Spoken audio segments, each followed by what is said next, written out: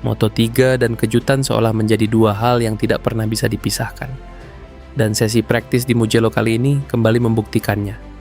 Saat para unggulan mulai menunjukkan kecepatannya dan para pembalap berusaha mengamankan tempat di Q2, sesi praktis kali ini menghadirkan drama yang terus berubah hingga detik terakhir. Perhatian kita tentu tertuju pada Veda Ega Pratama. Di atas lintasan yang sudah sepenuhnya kering, Veda justru mengalami sesi yang tidak mudah. Waktu terus berjalan, sementara namanya masih tertahan jauh dari zona aman 14 besar. Semakin mendekati akhir sesi, ketegangan pun semakin terasa. Kesempatan yang tersisa semakin sedikit, sementara ancaman gagal lolos langsung ke Q2 semakin nyata. Namun tepat ketika harapan mulai menipis, Veda menghadirkan lap terbaiknya.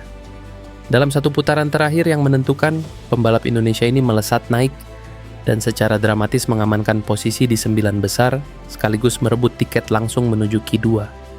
Di saat yang sama, persaingan di barisan depan juga tak kalah menarik.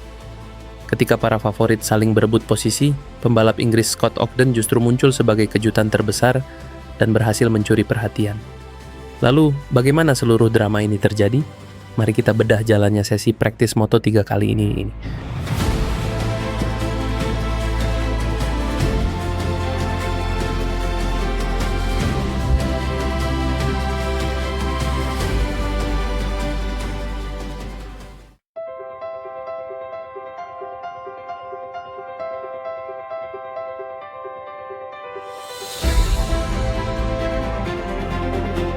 Sejak lampu hijau menyala di ujung pit lane, beberapa nama langsung menunjukkan bahwa mereka datang ke Mugello dengan persiapan yang matang. Di tengah ketatnya persaingan Moto3, para pembalap ini tidak perlu menunggu lama untuk menemukan ritme terbaiknya. Mereka langsung melesat dan menjaga konsistensi sejak lap-lap awal. Salah satu yang paling menonjol adalah Adrian Fernandez dari Leopard Racing. Bersama motor Hondanya, Fernandez tampil sangat rapi dan presisi. Lap demi lap dilahap dengan kecepatan yang stabil, hingga akhirnya ia menjadi salah satu pembalap pertama yang menembus kisaran waktu 1 menit 55 detik. Sebuah catatan yang langsung menjadi acuan bagi para rivalnya sepanjang sesi. KTM pun tidak tinggal diam. David Almanza dari Liqui Moly Dynavolt Intact GP menunjukkan performa yang sama meyakinkan. Saat banyak pembalap masih berusaha menemukan setelan terbaik, Almanza justru terlihat nyaman berada di kelompok terdepan dan terus menjaga posisinya di papan atas. Hasil akhir menempatkan Almanza di posisi 6. Sementara itu, perhatian juga tertuju pada Alvaro Carpe dari Red Bull KTM Ajo. Pembalap muda Spanyol ini memilih pendekatan yang berbeda. Alih-alih memaksakan satu lap spektakuler, Carpe tampil sabar dan terukur. Ia membangun kecepatannya secara perlahan, memperbaiki catatan waktunya sedikit demi sedikit, sambil menjaga ritme yang konsisten sepanjang sesi. Pendekatan yang tenang itu akhirnya membuahkan hasil. Carpe sukses mengamankan posisi ke-12 dan memastikan tiket langsung ke Q2 tanpa harus terlibat drama di menit-menit terakhir. Namun cerita berbeda dialami Maximo Quiles. Pembalap CF Moto Gaviota Aspartim itu sempat menunjukkan kecepatan yang menjanjikan di awal sesi. Tetapi seiring waktu berjalan dan para rival terus mempertajam catatan waktunya, posisi Quiles perlahan mulai terancam. Memasuki menit-menit terakhir, namanya berada tepat di batas zona aman. Beruntung bagi Quiles, catatan waktu miliknya mampu bertahan hingga bendera kotak-kotak dikibarkan. Dengan selisih yang sangat tipis, ia berhasil mengamankan posisi ke-14 dan lolos ke Q2 secara dramatis. Kelompok pembalap inilah yang sejak awal menunjukkan kesiapan terbaiknya di Mugello. Mereka tidak hanya cepat dalam satu lap, tetapi juga mampu menjaga ritme yang konsisten sepanjang sesi. Sebuah sinyal bahwa mereka berpotensi menjadi ancaman serius, baik di kualifikasi maupun saat lampu start balapan nanti padam.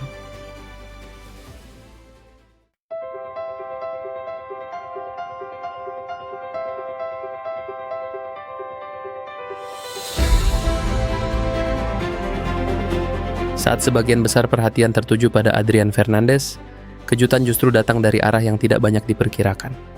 Sepanjang sesi, nama Scott Ogden memang tidak terlalu sering muncul sebagai pusat perhatian. Namun di Mugello, terkadang satu putaran saja sudah cukup untuk mengubah seluruh cerita. Memasuki pertengahan sesi, pembalap CIP Green Power itu mulai menunjukkan kecepatannya.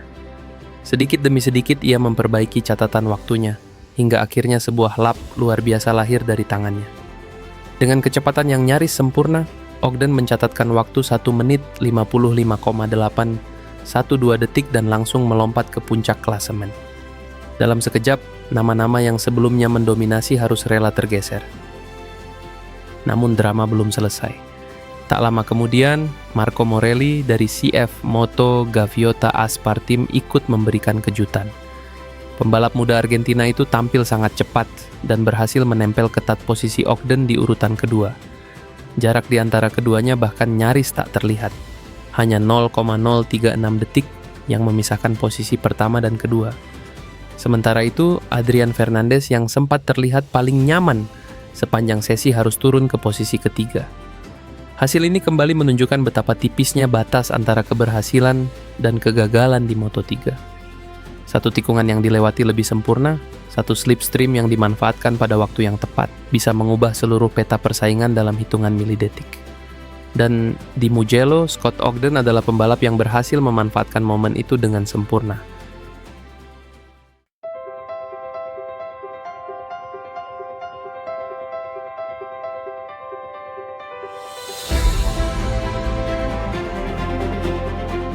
Namun cerita yang paling menegangkan justru datang dari garasi Honda Tim Asia.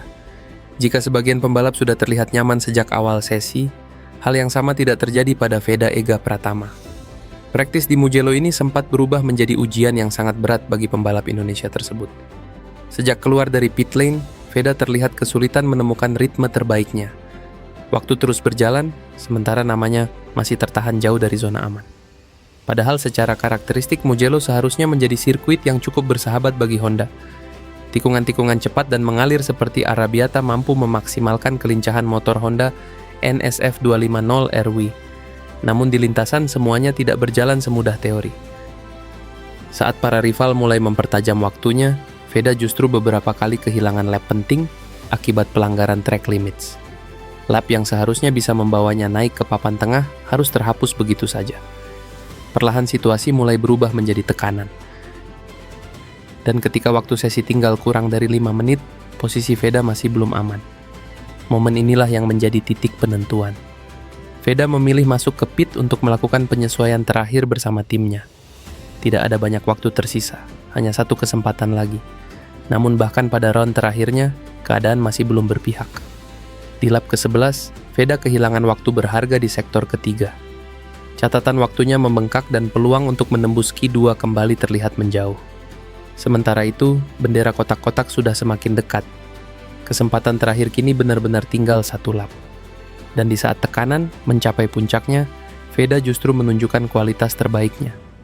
Lap ke-12 menjadi jawaban atas seluruh kesulitan yang ia alami sepanjang sesi. Sektor kedua berhasil diperbaiki. Sektor ketiga dilalui dengan jauh lebih rapi. Lalu ketika memasuki trek lurus utama Mugello, Veda memanfaatkan slipstream dengan sempurna untuk menutupi kekurangan top speed Honda. Motor Honda Tim Asia itu melesat hingga 241 km per jam. Dan ketika garis finish terlewati, nama Veda Ega Pratama langsung melonjak ke posisi ke-9. 1 menit 56,305 detik. Sebuah lap yang lahir di saat yang paling dibutuhkan. Dari situasi yang nyaris membawanya ke Q1, Veda berhasil membalikan keadaan dan mengamankan tiket langsung menuju Q2. Bukan sesi yang sempurna, namun justru karena itulah hasil ini terasa begitu berharga.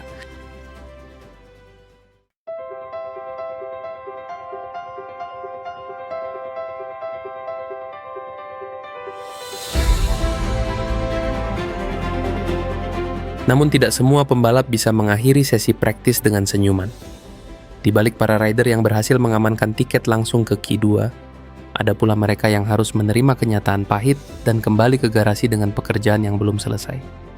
Dan di Mugello kali ini, batas antara keberhasilan dan kegagalan benar-benar nyaris tak terlihat. Brian Uriarte yang tepat berada di bawah Maximo Quiles harus puas di posisi ke-15. Padahal jaraknya dengan Quiles hanya terpaut 0,072 detik, sebuah selisih yang bahkan lebih singkat dari satu kedipan mata. Perbedaan sekecil itu menjadi garis yang memisahkan ketenangan dan tekanan, antara melaju langsung ke Q2 atau harus memulai segalanya kembali dari Q1. Nasib serupa juga dialami Guido Pini. Dukungan publik tuan rumah sempat mengiringi performanya yang cukup menjanjikan di awal sesi. Bahkan untuk beberapa saat, pembalap Leopard Racing itu terlihat nyaman berada di dalam kelompok 10 besar. Namun Moto3 jarang memberi ruang untuk merasa aman. Ketika menit-menit terakhir tiba dan catatan waktu terus berguguran, Pini perlahan kehilangan posisinya hingga akhirnya harus mengakhiri sesi praktis di urutan ke-17. Dan beberapa nama lain seperti Matteo Bertel, Rico Salmela, dan Casey O'Gorman juga harus menerima nasib yang sama. Di kelas yang perbedaannya hanya dihitung dalam sepersekian detik, satu momen yang terlambat, satu slipstream yang hilang, atau satu lap yang terganggu traffic bisa mengubah seluruh akhir pekan. Dan itulah yang mereka alami di Mugello. Sebuah pertarungan singkat, tetapi penuh tekanan. Sesi praktis telah berakhir. Namun cerita di Mugello masih jauh dari selesai. Scott Ogden datang membawa kejutan. Marco Morelli menunjukkan ancaman yang nyata. Sementara Veda Ega Pratama berhasil menyelamatkan dirinya di saat-saat terakhir. Kini mereka semua akan bertemu di Q2. Dan jika sesi praktis saja sudah sedramatis ini, siapa yang berani menebak apa yang akan terjadi saat perebutan pole position dimulai? Kita tunggu jawabannya di kualifikasi.